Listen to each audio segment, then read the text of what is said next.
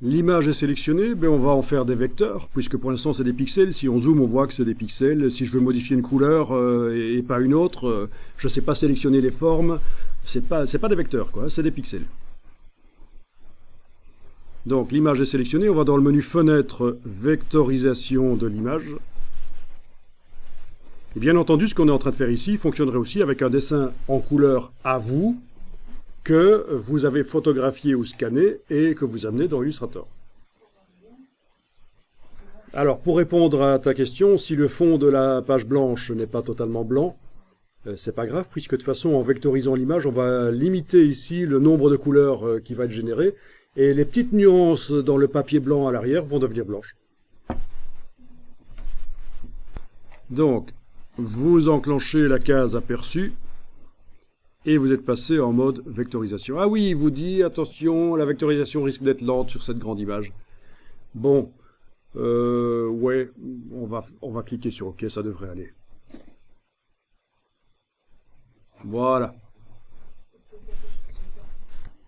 Si c'était réellement lent, il faudrait ouvrir l'image dans Photoshop et réduire le nombre de pixels. Oui, il vous disait qu'on peut aussi le faire dans Illustrator par objet pixelisé. Mais bon, ça devrait aller.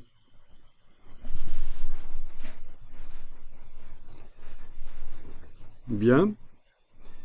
Donc on va ici demander une vectorisation en couleur. Donc on ne reste pas en vectorisation noir et blanc, on demande vectorisation couleur. Ceci dit, regardez un peu, restez un peu en vectorisation noir et blanc. Si vous vouliez générer du noir et blanc au départ de cette image couleur, le réglage seuil qu'on avait expérimenté l'autre jour sur le dessin du guépard noir sur fond blanc, il ne servait pas à grand chose à ce moment-là. Mais ici, comme on a plusieurs couleurs dans l'image au départ, le réglage seuil sert. Si vous modifiez le réglage seuil, ça va permettre de faire apparaître éventuellement certaines choses, vous voyez. En fonction du réglage seuil, vous séparez en deux valeurs, noir et blanc, les couleurs de l'image originale. Voilà. Par exemple ici, cette valeur-là me donne le petit relief du cornet, oui. Voilà, donc vraiment, dès qu'on veut transformer en vecteur noir et blanc une image couleur, le réglage seuil va servir, bien entendu.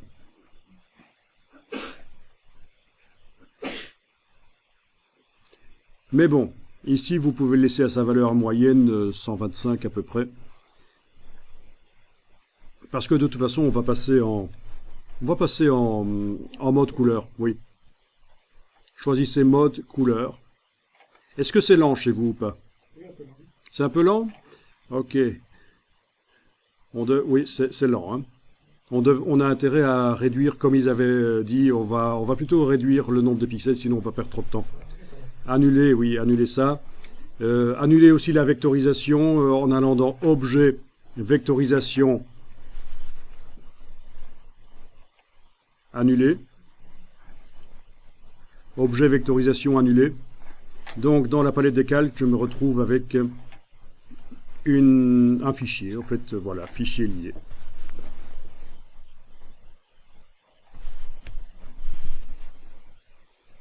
Vous avez fait ça, objet, vectorisation, annulé, on a bien une image. Ok, eh bien voyons un peu.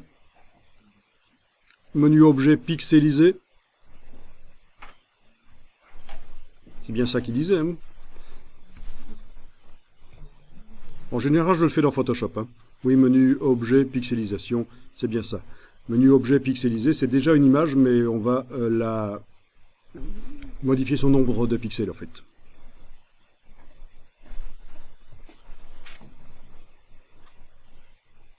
Bon, essayez de passer en 72 par exemple. Voyons un peu ce que ça dit.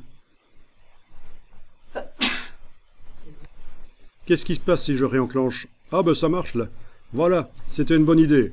Objet pixelisé, j'ai choisi 72 ppp, pixels par pouce. J'ai cliqué sur OK. Le nombre de pixels de l'image a été réduit.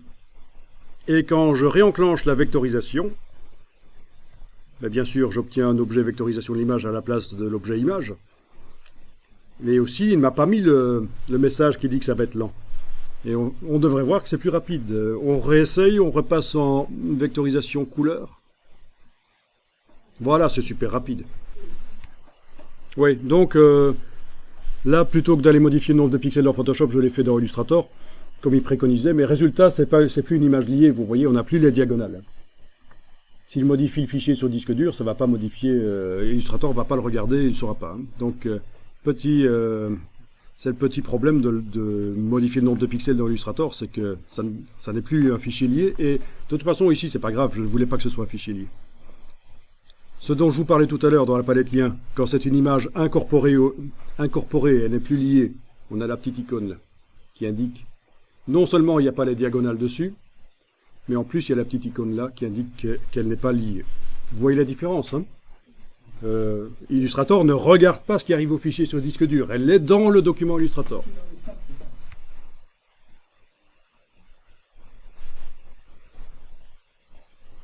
Ok. Ça, vous occupez pas, hein. Les palettes arrivent en étant associées, mais ça n'a pas de rapport, en fait, les liens et le script d'action. Les scripts d'action, c'est pour automatiser Illustrator.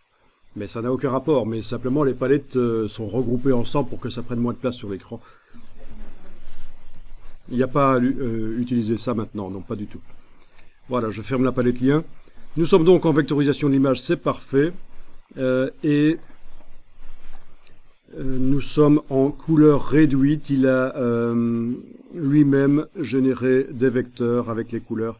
Il est encore possible de modifier le style de l'objet qui va être créé. Dans les paramètres avancés, si vous avez les 3 curseurs qu'on avait utilisés l'autre jour sur le guépard noir sur fond blanc, mais ça ne faisait pas grand-chose en fait. Mais ici, ça devrait avoir un peu plus de... Oui, ça permet d'influencer un peu plus le résultat.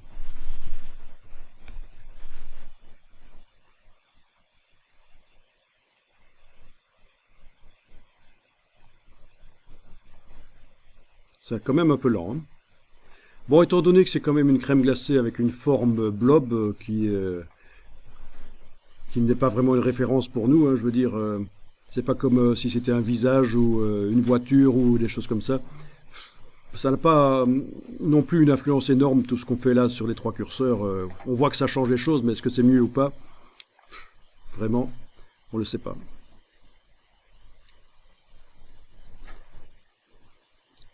Voilà. Alors, vous vous souvenez que c'était une image avec la crème glacée entourée de transparence, c'était une image PNG. Il faut savoir que la vectorisation de l'image, le moteur de vectorisation de l'image ici de Illustrator, ne tient pas compte de la transparence. Résultat, quand vous demandez d'afficher le damier de transparence ici, menu affichage, afficher le damier de transparence, vous voyez que le fond est blanc. Pourtant, il était transparent, mais la vectorisation va faire des vecteurs blancs. La transparence de l'image va être transformée en vecteur blanc. Ça ne nous intéresse pas du tout, donc on va dire, tiens, on va ignorer le blanc. Voilà. En fait, c'est ignorer la transparence, mais pour Illustrator, il ne voit pas que c'est de la transparence. Pour lui, il considère que c'est du blanc. Quand il y a de la transparence dans une image, il considère que c'est du blanc. Je suis obligé de cocher l'option « Ignorer le blanc » dans les paramètres avancés de vectorisation pour que les pixels blancs, en fait transparents, ne génèrent pas de vecteur blanc.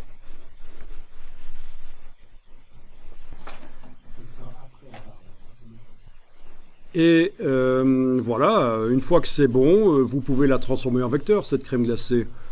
Il faut être certain que c'est bon. Si vous enregistrez l'image sous un certain nom, alors quel était son nom original à ce fichier? Ah oui, Emoji One.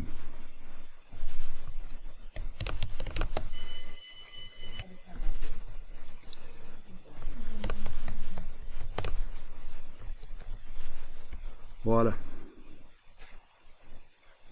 Donc j'enregistre, je peux même enregistrer une seconde fois en changeant légèrement le nom. Vous savez que j'ai l'habitude de mettre un numéro à la fin, donc c'est facile.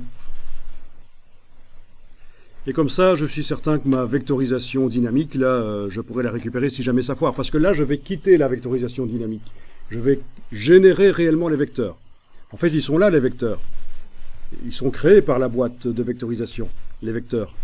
Mais ils ne sont pas accessibles, ils sont modifiables très rapidement avec les petits curseurs. Là, en bougeant le curseur, ça modifie rapidement les vecteurs qui sont générés. Voilà. Mais là, je vais les figer, je vais finaliser la vectorisation. Alors, vous allez dans le menu Objet, Vectorisation de l'image décomposée. Objet, vectorisation de l'image décomposée. Et voilà. Voilà, vous pouvez enregistrer l'image. Il ne s'agit donc plus d'une image pixel. Il ne s'agit plus d'une vectorisation dynamique, modifiable. Ce sont des vecteurs. Donc il y a 3 phases. Amener l'image pixel, enclencher la vectorisation dynamique et la paramétrer. Et puis 3e phase, finaliser, on obtient des vecteurs. Et vous voyez que c'est de la transparence autour, et je peux masquer le damier de transparence parce que ça fait mal aux yeux, mais je sais que c'est de la transparence autour.